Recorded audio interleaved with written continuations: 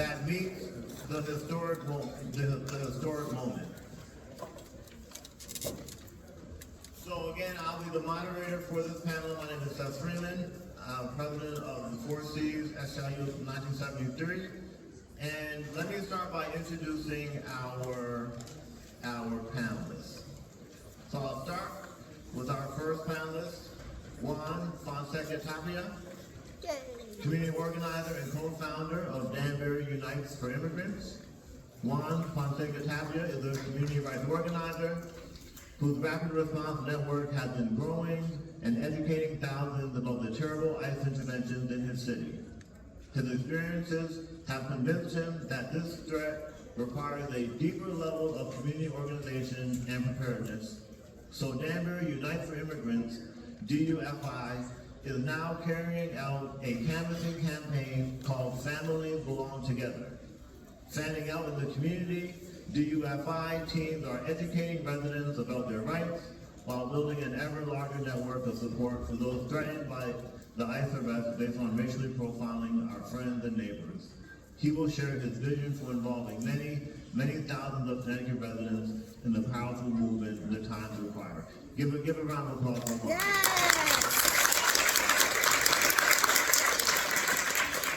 Our next panelist is Yvette Avery. Yvette is Southeast Regional Director of Teamsters LGBTA+ Caucus. Avery has spent 17 of her 19 UPS years as an elected shop steward, winning grievances in contract language to protect pensions and part-time workers.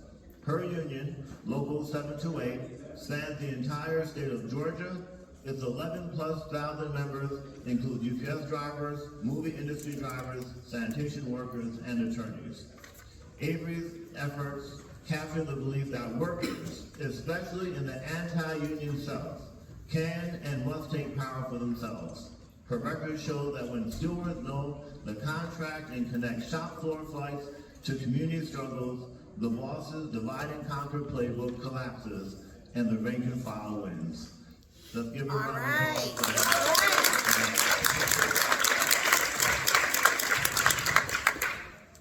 Our next panelist is Ian Gavigan, Executive Director of Higher Education Labor United, HELU.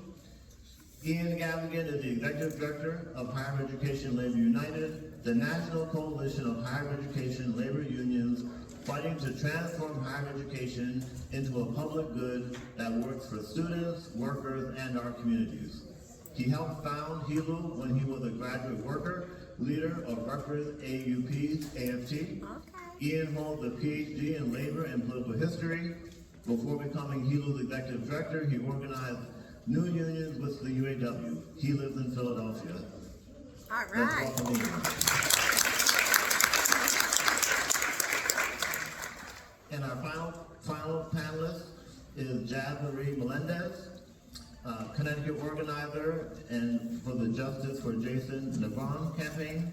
Jazz Marie is a community organizer and former Bridgeport council member, where she was the youngest Puerto Rican woman to serve on the council and its sole abolitionist. Give a round of applause for that.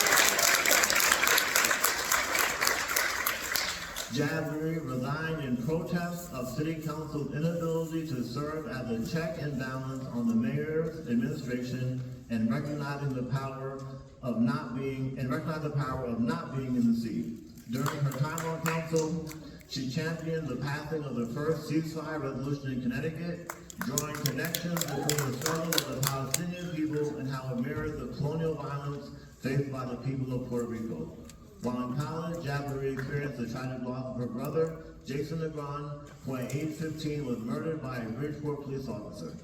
In direct response, she founded Justice for Jason, a collective whose aims are to transform current narratives around policing and describe its harms through bridging personal stories, community experiences, and structural critique.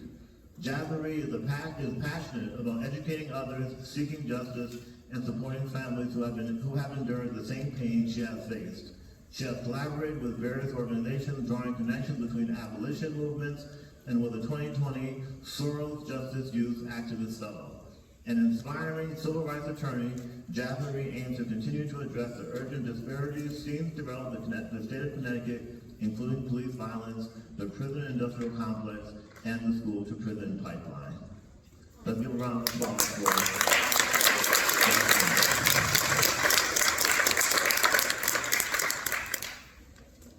All right, so I'm gonna start by asking each of our panelists a question, and Jasmine, we'll start with you. What are some of the most important lessons you have learned about building solidarity within your movement, and then also thinking about second question would be, what are some of the most important lessons about building solidarity across movements?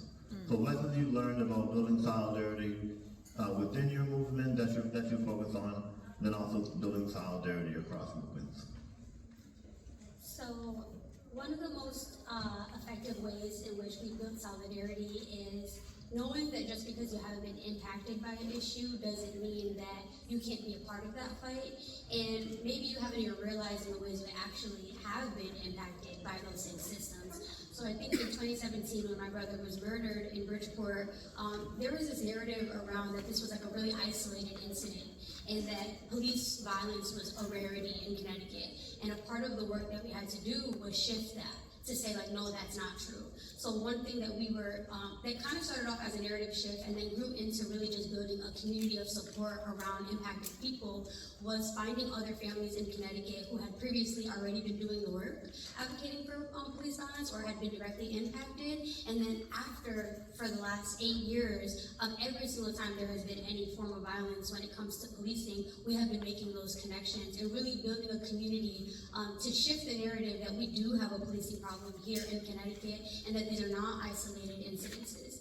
Another way in which we've done that was with the ceasefire resolution. You know, myself identify as a Christian, but I knew in the ways in which our faiths, our ethnicities, all of the identities in which, like, I don't have to be a Palestinian person to know that this is wrong. So initially, when I first got on council, I reached out to the local mushid in Bridgeport, and I told them, I said, you know, Detroit had just passed a ceasefire resolution, and I want a model after that. And could we work together in unity and do that? And we did, and we were able to successfully pass that. So I think that the ways in which, you know, you just build community with one another, you can see real wins and changes.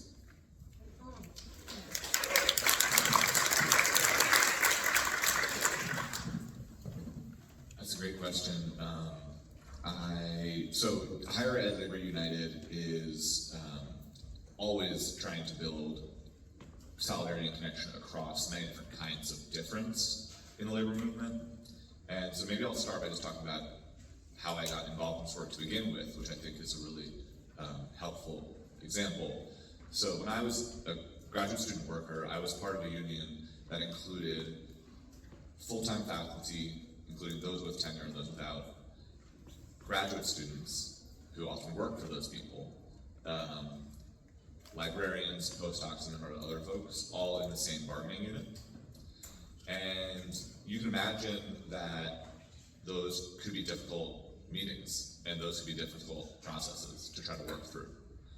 And there were plenty of moments of challenge, but when it came time for our contract campaign in 2022, 2023, it was through the personal relationships that we built with one another, through those fights that we had over the years, and through being honest and direct with each other, and also being clear about who the actual boss was, that we were able to come up with a set of demands and a kind of framework for our contract campaign that was ultimately about job security, the cost of living, and making the university actually work for the students and the workers and the community. And so we were able to unify in a way that hadn't happened in the past, across really big lines of difference, from people making like $30,000 a year to people making $300,000 a year, all in one contract. And to be able to go out on a historic 5-day strike in April of 2023 that won 50% pay raises for our adjunct faculty, as well as opportunities for job security that they had never had in the past. One, 33% wage increases for our graduate student workers, as well as 5-year funding guarantees and a number of other things. So we really did win substantial victories that on our own, as individuals, as whether it's the adjunct faculty or the grads, we never would have won, ever. And that's how we got the nation's best, strongest grad contracts.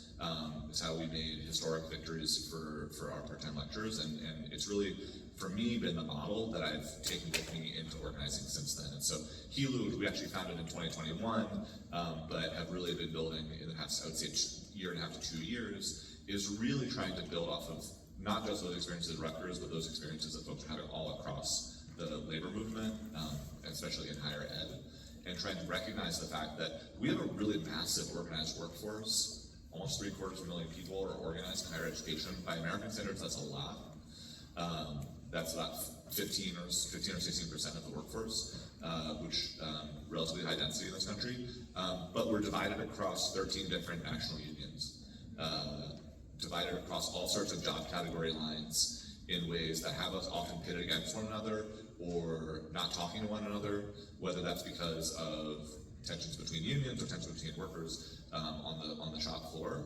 And so what we try to do in HELU is really try to take those lessons from the ground up of recognizing that we do really have one boss in the end. We do have a shared boss. We do have a shared struggle, and try to bring people together, and sometimes through really difficult conversations, difficult fights internally to unify around a shared program. And that, I think I'll say more about that in the kind of next time, to the next question, Seth, that you're gonna ask. But I think for the second question you asked about how do we building solidarity across different kind of organizations or sectors in a kind of larger coalition. Again, I think labor movement has a lot of lessons, both positive and negative about that.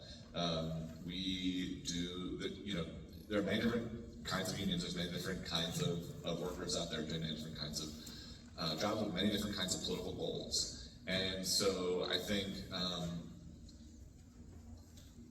it's hard work, but it's actually fundamentally the same thing, which is like one-on-one, building one-on-one relationship in a structured campaign setting that is leading towards a shared goal. And it's by slowly doing that work that we're able to kind of build those solidarities over time.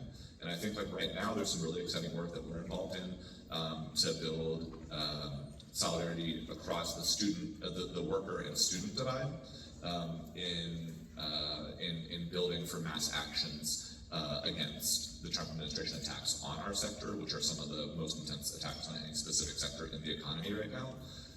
And so we are slowly building. This fall has been kind of a test run, and then we're really looking to next semester to kind of build a national student and worker movement that can culminate in mass made actions for the future of our sector. And so I think that's really exciting. It's not done yet, but I think we're trying to demonstrate every day that it's possible to build a coalition between two groups of people who might not normally work together or see themselves even as allies. Thank you. So, Yvette and Juan, same question to both of you. Lessons learned building solidarity within your movement and building solidarity across the movement. I learned that every worker's fight is my fight, right? And so, coming out of UPS, I was a part-timer for 14 years out of the airport in Atlanta. And sometimes, the smaller groups, as we appear to be, don't feel like we hold power. In actuality, the part-timers out of UPS are the biggest group, even though a lot of people focus on the drivers, which I am now, or full-timers versus the part-timers. So I had a issue back right around 2013. One of our members wanted to retire, found out she didn't have enough hours to retire, and when I looked into it more, I realized that our contract was lacking because we had members in another part of Georgia, at another airport, smaller airport, that did not have guaranteed hours like everybody else did. So whatever they worked, that's all they got paid. If they worked an hour, that's it. Anybody else had 3-hour guarantee, 3.5-hour guarantees as part-timers, depending on where they were. And so we decided hey, let me go ahead and file this grievance, right? So I did a group grievance with the members at my location on the morning and the evening shift, and let the brothers and sisters know down in the other location, hey, we're doing this for you guys, because now we realize there's an issue. So filed the grievance, and that grievance actually changed the pension language for every UPSer from then in 2013, because it changed the National Master Agreement for UPS, so all over 230,000 members. Now, they have the issue of not having enough hours to have a pension year each year they work. So now, with a smaller amount of hours, they'll begin to prorate and become a participant. So it may take them a year and 3 months to get a year of pension credit, but they're getting there versus absolutely not getting a pension at all, which was, I felt like a huge oversight, and I didn't understand how anybody would miss that. But that's why it's, very important for us to have transparent and open bargaining, because other people would have caught that because they do the jobs every day and realize, hey, we don't have what they have, and so that's going to hurt us here. And so that was a big lesson for me to now know that we have to work with so many others in order to get things done. Sometimes we feel like we're not big enough to do it, but working in solidarity, I found with other social community groups and even other unions has helped me just in, my labor of love over the years, because whatever you do when they have an issue going on, if you show up for them, they will also show up for you. There's always somebody going through some type of issues that may, like you say, not directly affect you at that moment, but maybe somebody else that may affect. Coming together helps us to create and get so many ideas to make a better life for workers. And if we don't do that community effort, if we don't get together and work in solidarity, we're doing ourselves a disservice. We need to really recognize that we need one another in order to get the best outcomes that are possible for any worker. So for me, that's been the type of thing, just doing things, sometimes I don't faint, not knowing if it's gonna work, but we have to be willing to fight. I always said people came before us and fought for us. If it wasn't for them, we wouldn't have what we have. I refuse not to continue that fight and leave the people coming behind us in the lurch. I refuse to do that, and I will help more people do the same.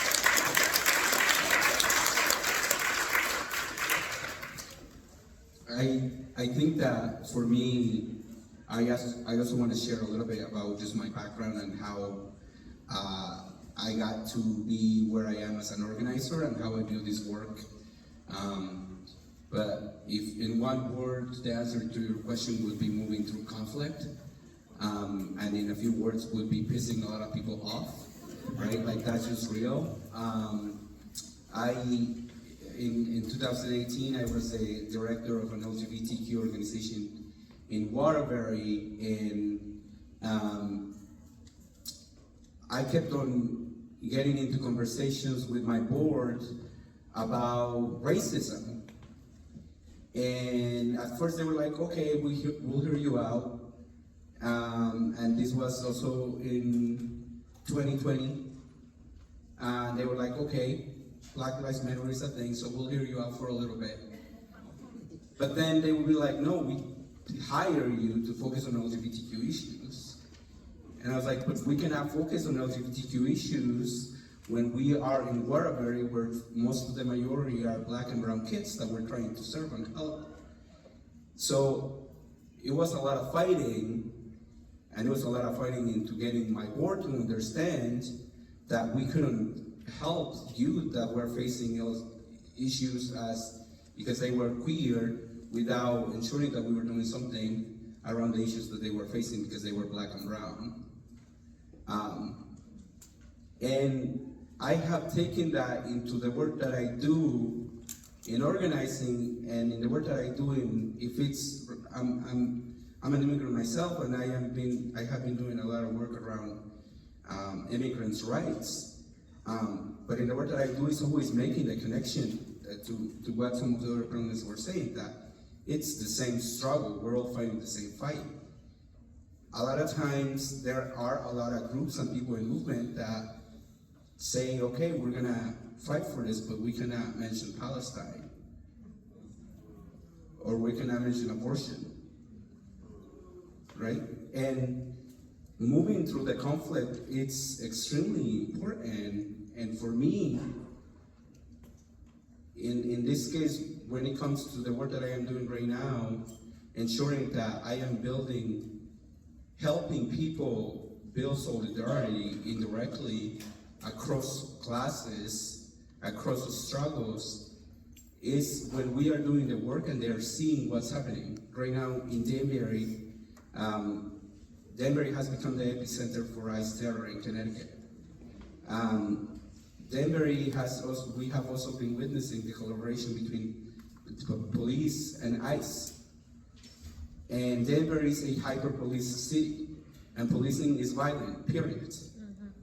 And I think that my community, the immigrant community, missed an opportunity and failed to show up for the Black Lives Matter movement after the killing of George Floyd. But whenever now we do a core accompaniment or we witness police collaborating with ICE, we have a conversation about the fact that that has been the experience of Black people since the beginning of time, which is helping us expand and develop a consciousness across classes and across groups. So, within the work that we're doing in Danbury, when we're talking about the fact that now we're being hyper-surveilled, we have a conversation about the fact that the software that they're using to surveil us was software developed by Israel. So, a lot of times, most folks are not able to make the connections between the issues, right? Especially privileged folks.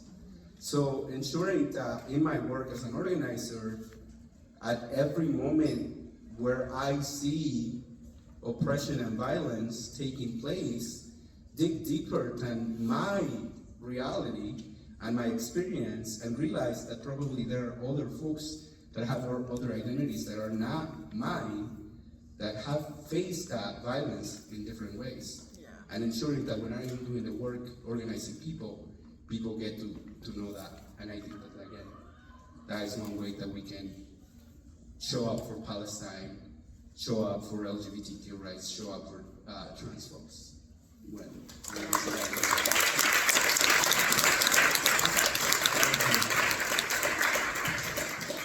Thank you, Juan. So the next question I want to pose, as we're thinking about our movements for justice, our movements for liberation, our movements for workers, the question: what is needed most right now to advance for our movement to advance? And you can kind of focus on your specific campaigns that each of you are leading. So what's needed most right now for advancement? And we'll start with you, Jazz. Well, I think we talked a lot about solidarity with how, without just thinking that everything needs to be in a bubble. Like, for me, I come from the lens of abolition, and knowing that when we're speaking about liberation, that includes us all. That includes every single aspect of us working together and being united. But something to speak about Connecticut specifically, people who are really at the front lines and the grassroots organizers are the ones most often who don't have access to the resources. And what really ends up happening is that these big nonprofits that have a lot of funding, what they want to do is talk about what they want to talk about and protect their funding, and then they police the organizers and tell us the ways in which the things we can't talk about and things that we can't do. And then we're oftentimes abandoned. I know specifically when it comes to the movement around police accountability in Connecticut, there is very few people doing that work. And there's very few access to funding, and what ends up happening is that those individuals are arrested, they're heavily surveilled, and when it's such a small amount of people, it's very easy for you to be targeted. You're not safe. Specifically, I could speak to myself, like, I would have the cops just going around in front of my house, and just intimidation, and those are experiences that we all have had. You have people coming to council meetings to talk after somebody was murdered in our community, and we end up getting arrested. These are the things that are happening when you're trying to challenge these systems. So what we need is resources, what we need is solidarity, and what we need is unity and an analysis of how can you show up in this. It doesn't have to look like your physical body. It doesn't have to look like I'm on the front lines for a protest. There's so many ways in which you can contribute to a movement, and you just have to ask yourself, how can I show up to support these people? And the way that you'll get the answers to that is being in community with the people that are doing that work and asking, and being in that relationship with that person to say, how can we show up for you?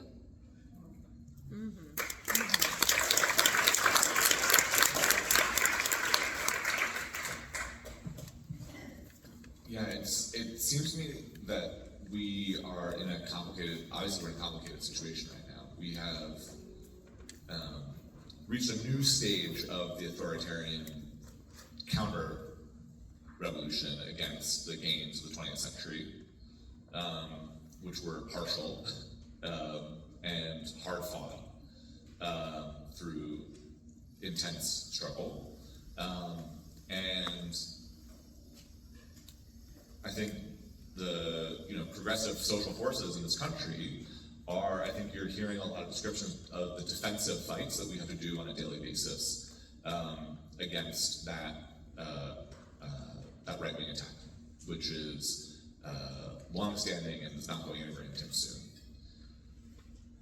And I think at the same time, one of the challenges that I think a lot of us are thinking about and thinking through is what's the offensive version of this fight that we can also try to take on.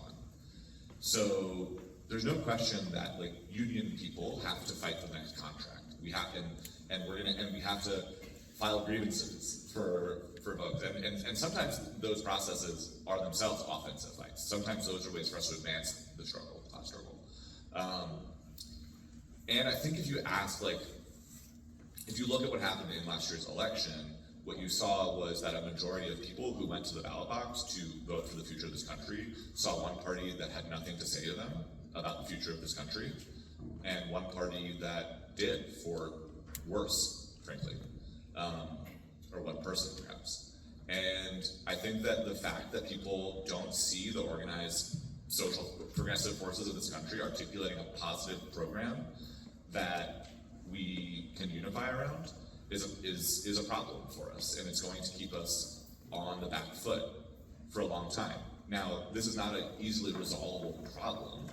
There is necessary defensive work that has to happen on a day-to-day basis, and I think that one of the, I see one of the kind of projects of us in the labor movement and I'm in a unique position. My organization, I don't live in a single union. I, work for a coalition of unions. And so that means that I am freed from some of the day-to-day pressures of the life of a union that has to keep itself going. But I see the opportunity in this moment for us to take a step back and ask ourselves, not just as leaders, but also, try to make these kinds of conversations happen among our members and among kind of broader communities. It's not just what do you want different in your next contract, but what's the world you want to build?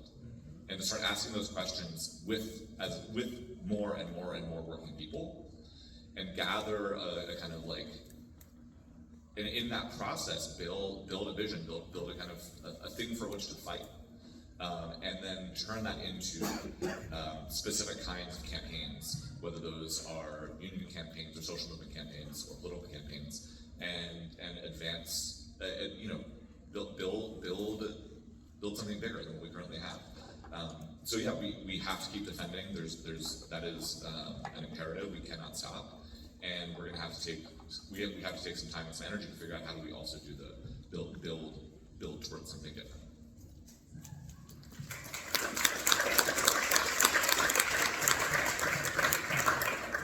As far as what's going on currently in a lot of our unions, we should be using this opportunity to rebuild them and redirect them.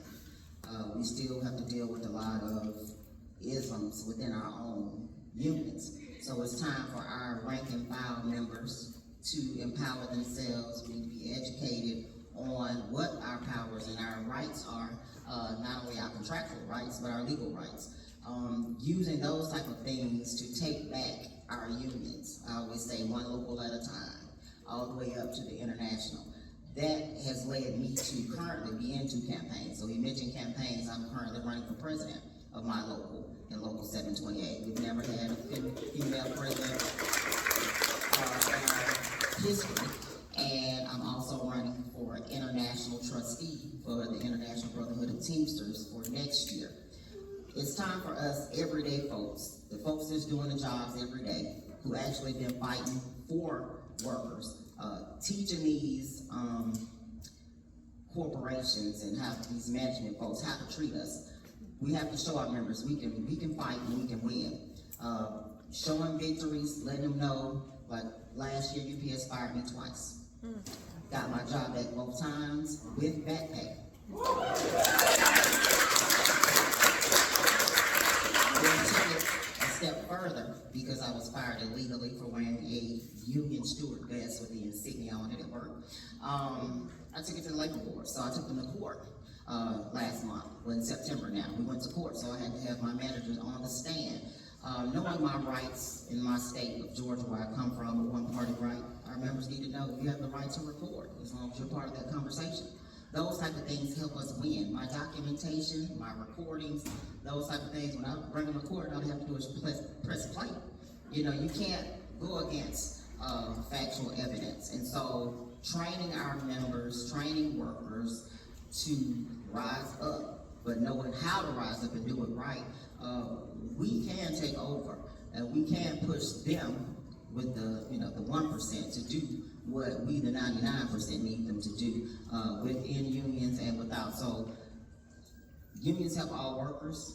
If we're fighting, getting better contracts, it's increasing wages and health care and whatever for the others around us. But the more organized we are and the more educated we are and the more empowered we are, then there's nothing that can stop us. So us redirecting where our unions are now to where they need to be, where we need to take them, is something I think that majority of our members across the world need to understand, and we're going to need to really do that internationally. Like, it's not just here domestically.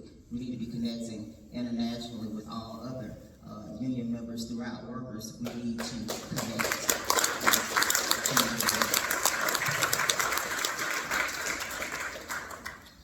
I would say 2 things. One, which was already mentioned, is money. We need money. Like, let's just be real, right? Like, if we are fighting big money, we need money, right? We need money to organize people. We need organized people. And we need doers, right? I think that probably in this room, there are a lot of folks that are already on the left or very on the left, right? And I'm gonna be honest with you, sometimes there are a lot of spaces in the left that just love to talk about books and theory and things and see who has the deeper analysis and who sounds the coolest and who has the newest, sexiest words. And that is not doing. Like, we need to be able to get out on the street and knock doors. I see someone that just came from Danbury from knocking doors this morning. We have been knocking doors in Danbury for the past 6 weekends. Again, trying to talk to people on the street. You're talking about rebuilding the unions, right? Like, we need to go back to the basics. Knocking doors, making phone calls, that's part of organizing. And if we really want to do real organizing, we need to get back to that. Because a lot of times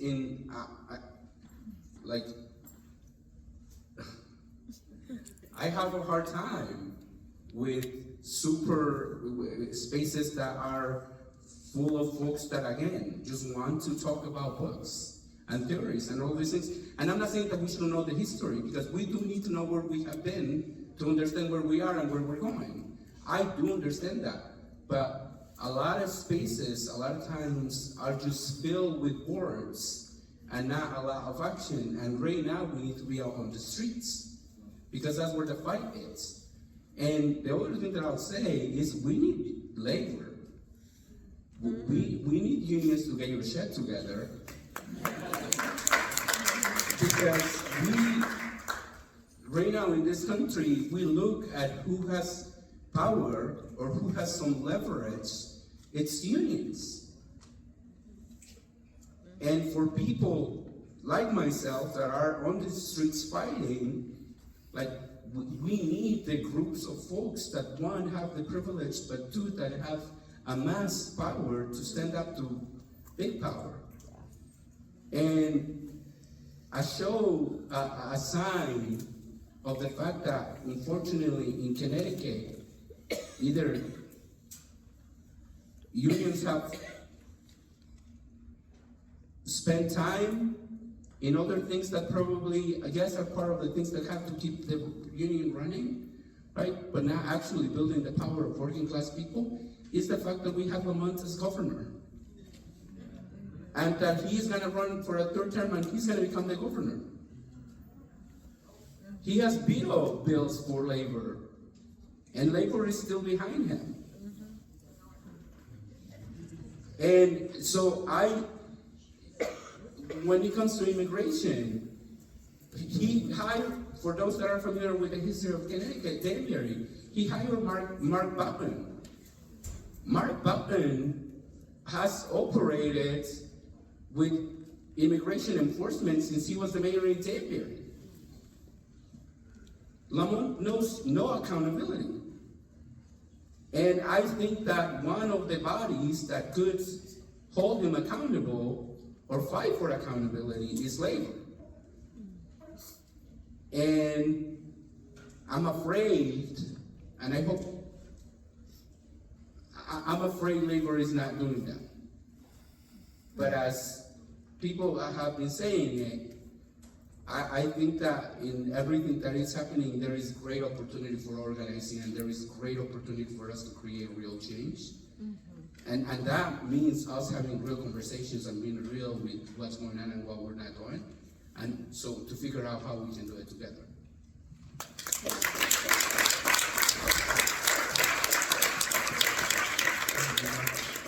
So we are just about out of time, but we have time for one more question and for each of our panelists to give a very brief response. So we have a room full of organizers, of activists, of concerned citizens, obviously all here for this fight. What is one key takeaway? One key takeaway you want to leave with the group, and we can start anywhere, whoever wants to go first. One key takeaway for the group to leave with today as we continue this fight for justice. I say exchange information with somebody that you don't know. I came up here from Georgia, so y'all get my information, right? So, because that's how we're gonna have to make connections. Seriously, like, we do our social media thing, and social media can be used for the good or for the evil, but it's good with connecting us to movements, and that's something that we need to be doing. So no matter where you are, connect with somebody that you don't know to get introduced to a new group of folks who may be like-minded that can help you in whatever fight that you're dealing with.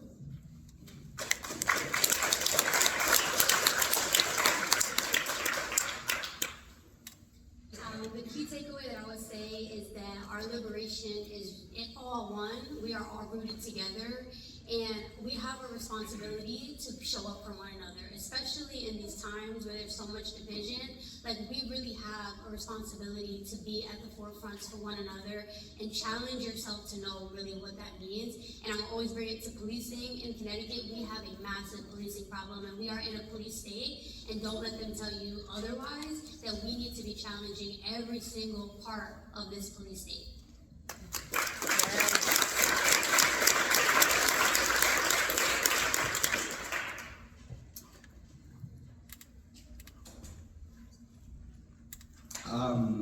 I mean, I'm gonna tell you, I need you. And I know that there are groups that are doing community defense around the state that need you. We need numbers. We're safer when we're bigger. And it's harder for them to round us up when there is more of us than there is of them.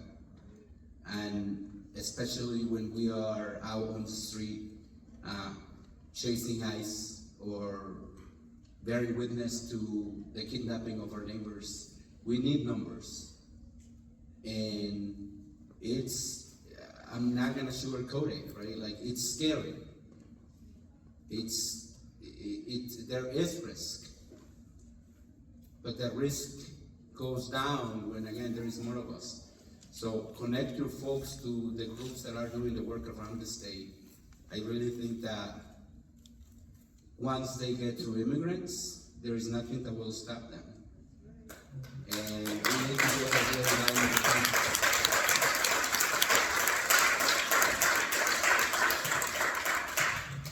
At risk of repeating what others have said, I'll just add, I think, and our keynote speaker reminded us that the fascists have not consolidated their project yet, and that there are innumerable opportunities for us to fight back.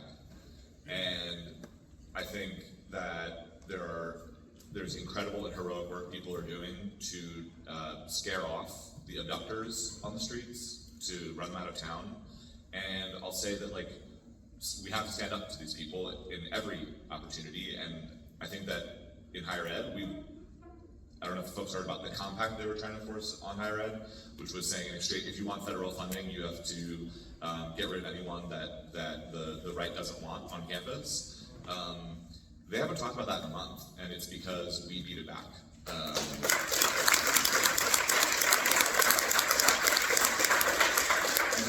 That's not to say they're not going to come back and try again, but it's just to say, like, we may think they're all powerful, but I think we all know they're not. It's just it takes organized fight back, and I think what every one of us on here has talked about in some way, or shape, or form is that it comes down to organizing, it comes down to one-on-one organizing conversations that grow our numbers and lead more people into more action. And I think that's fundamental. Can we get a round of applause for our panel?